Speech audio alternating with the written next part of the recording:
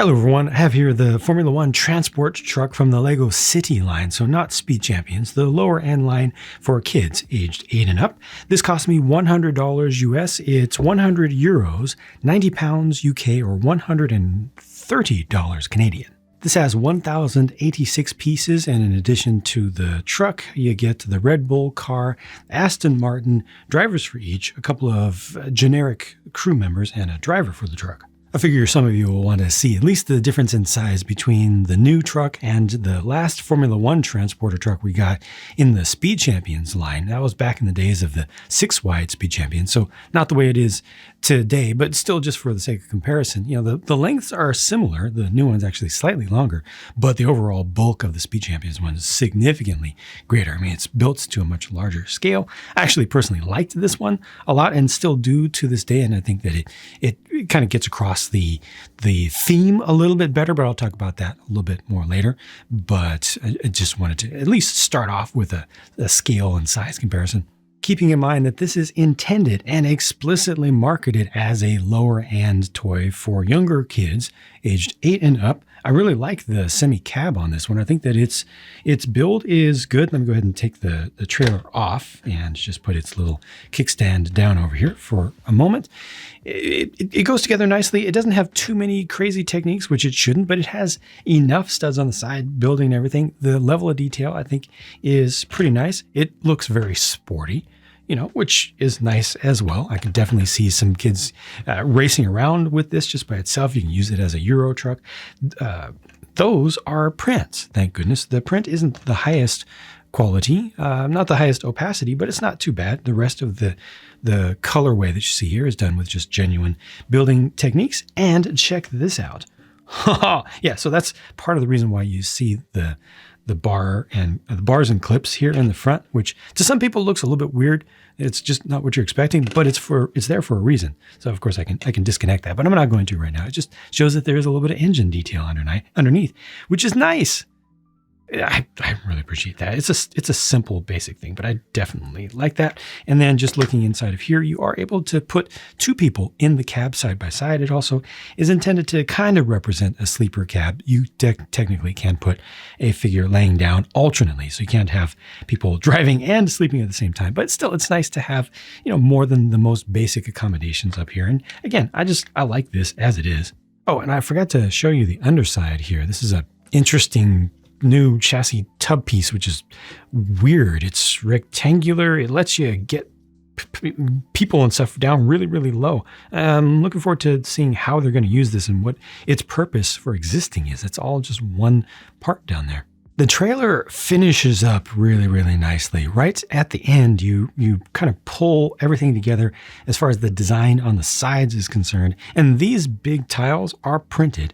I will say that at least to me in person, they don't look as good, probably don't look as good as they do on camera here. You need context because that white is supposed to be this color.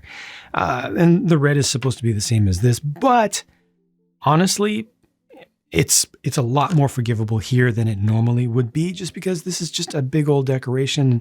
It just looks a little bit faded if you're paying that much attention to it, but it really doesn't bug me that much. But I will call it out because it is not the quality that it's intended to be. But this whole thing, like, it looks nice. It is generic Formula One branding for this intentionally, so it's intended to be used by any teams, and that's why you have 2 different teams of cars in this. Now, this opens up in several ways. First of all, you've got the sides here. So these open up on both sides very simply. These can actually pop off a little bit easily because they're only attached with a couple of 2x2 jumpers each, but you can open this up as well, right? Okay. That's not a lot in there, right? Just space to hold the cars. And then back here, you got a couple of flaps. So these can be pulled down to kind of unlock the rear tailgate, which opens vertically like this, but then they also slide out. This is nice. This is one of the very first things that you build is the channel for the ramps to fit into. So you pull these out, just slide it off to the side and reattach. And you get these nice long ramps, which is kind of luxurious. Lego very, very rarely gives cars enough space to really ramp up anything, honestly, but this is I'm not doing it quite right with just one hand here, but this is enough to just barely get the car. Oh, good. Hold on. Just barely get the car in there. You got to line it up just right. There we go. And then, it does high center right there, but it doesn't high center as badly as they usually do. It feels like you can just kind of push that in there. And then ultimately you've got space for 2 different cars. So this one, push it all the way up as far as it'll go. And then bring the other one in. Doesn't matter what order, they're the exact same size and everything. Just put that there and that's it. So that's what this does. You got the little fencing on the side, which is a nice classic piece, very classic piece. Nice to get those in just a very generic gray color, at least to me personally. Maybe it doesn't look the best, but I personally think it's kind of nice, kind of cool. And then the last thing that you actually get here is this forward section, which is not a sleeper cab. It's not a lab or anything. It's actually a sim. Look at that. Nice little step ladder to get into it. And then you've got the screen over there and a little controller. So the idea is that somebody sits here and look at this. It has motion in it. So it actually rocks back and forth. The person sits there, and then people on the outside can also see what the driver is seeing. So they don't have to crowd around, and they can actually watch the person doing their work. You see that's a sticker right there, and it's showing the same place where the person actually is. And that's kind of cool. The other side doesn't open up, but that's it though. There's nothing else to this. I'm honestly not that impressed by the amount of play value that this offers for something that's so huge. I mean, it is big and it does look very nice in my opinion. In spite of the, me wanting Lego to always give us the best quality since we pay premium prices for it, this still looks nice. The whole thing is just such a well put together design. It just doesn't do much.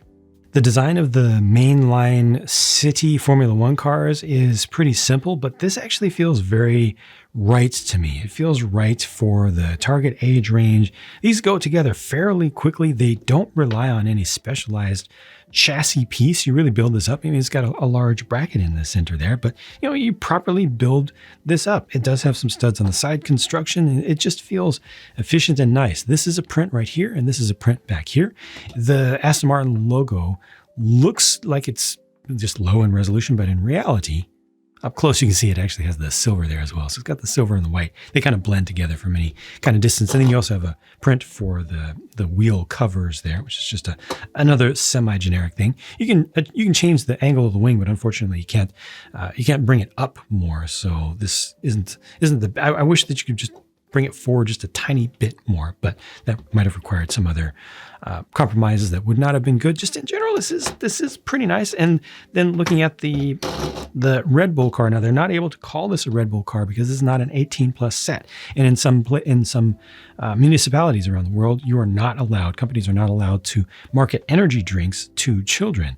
So that's why they call this just RB20 and not Red Bull. Even though everybody knows it's Red Bull, they just can't say Red Bull in this. It's just a legal thing.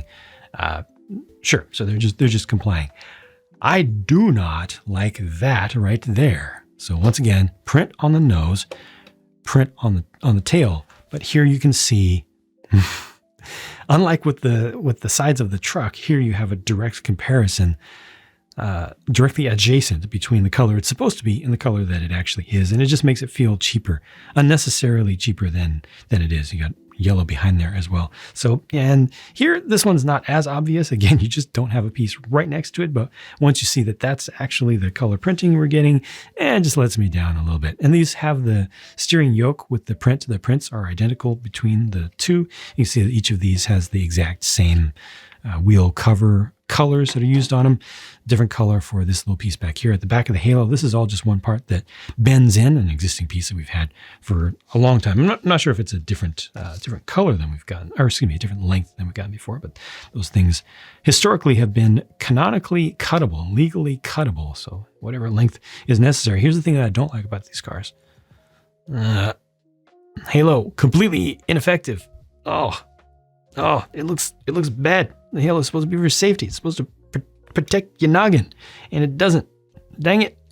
Even if I leave that up partway, it's still not doing the trick. So I did this before. If you bring that doesn't help. See, none of this is helping. So yeah, that part is unfortunate. I don't know how many kids are really going to care about that.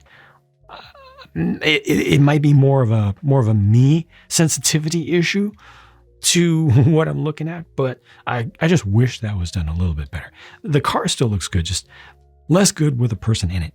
Here are the driver figures for all three vehicles, the RB, the Aston Martin, and the truck, and he's just holding on to the championship cup there, which is nice. That's actually a brand new build for the type of thing that it is, and I really like the glass segment of it there.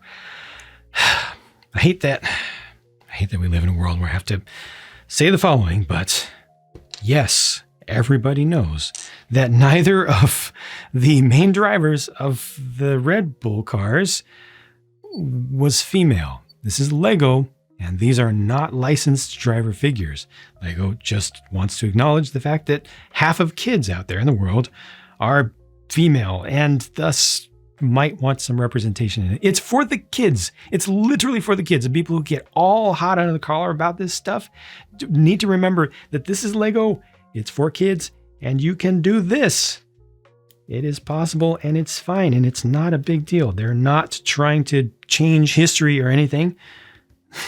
They're just trying to offer options for different kids because there are different kids out there in the world. That's all. That's all. So yeah, see, nice print here as well, but yeah. And then here are the other two figures. These are, again, generic crew members. All the crew members across the city Formula One things run these exact same torsos. They're not intended to be McLaren just because they're orange. It's actually a reddish orange, so it's not the McLaren color.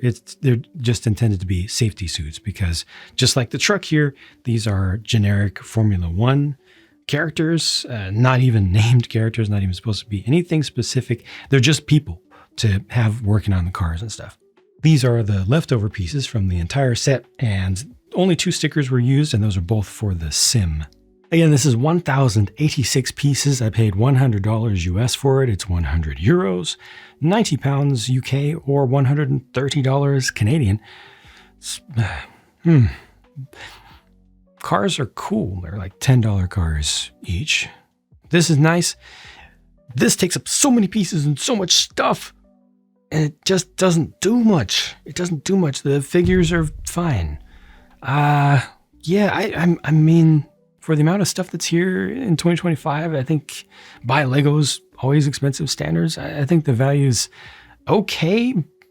What's lacking most for me is the play value. Because there's just so much that you spend on this big old box. I don't mind the big old box. I think the big old box is kind of cool. I forgot to mention there's a little bit of storage area under here as well, potentially. Or you could either put a person under there who's working underneath the car, old school style, or store something. There's nothing to put in it. Compare that to the Speed Champions one that I showed you, the last one, the Formula One Ferrari team one, which came with at least a bunch of stuff. Came with a bunch of paddock stuff, a bunch of garage stuff, to work on the cars, tools and things, which is why I specifically called out that this is just a sim here and not like an office. I just really wish that this had more to it. Now, there isn't enough room because obviously these cars are pretty compact, and I think the cars are done well. And ultimately, this needed to be as long as it is just to hold the cars. And I do like how the ramps are stored underneath the floor there. But ultimately, so much building goes into this, so many pieces, so much massive plastic to just hold the 2 cars. And I don't think that this was an easy thing for the designers to do, because I bet you the designers wanted to get more out of this, but just couldn't because of the budget. The budgets are always set for these things in advance, and the budget was pretty generous for it. But I really think that this was a case where just limitations of reality, like size of these cars, which is already small enough, and the need to carry 2 of them, and then the budget just prevented this from being more. I don't think it's bad. This print quality needs to be better. Definitely needs to be better right here. I don't think this is a bad set, but I don't love it. If you like it, hey, I'm not going to speak against it.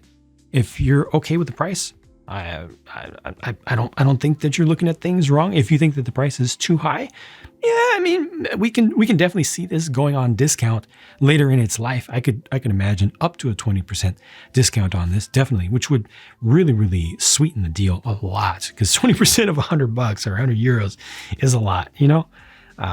It would start to feel like a really good deal for the amount of stuff, but that doesn't improve the play value. So those are my thoughts on it overall. Thank you very much for watching. Thanks to the Patreon members, Twitch subscribers, JANG channel members and everything, all the folks who are helping me to be able to continue to do independent content, because these things cost a whole lot. I do have to buy these, and then it takes quite a long time before I'm able to get them sold back off, and I sell them for the tiniest fraction because it goes through reseller and everything. So yeah, thank you for your help. I need that help. I use that help, and you all are part of the reason. Also, the folks who just make it through the video or hit one of my affiliate links down in the video description, so I get a tiny commission if you make a purchase on something.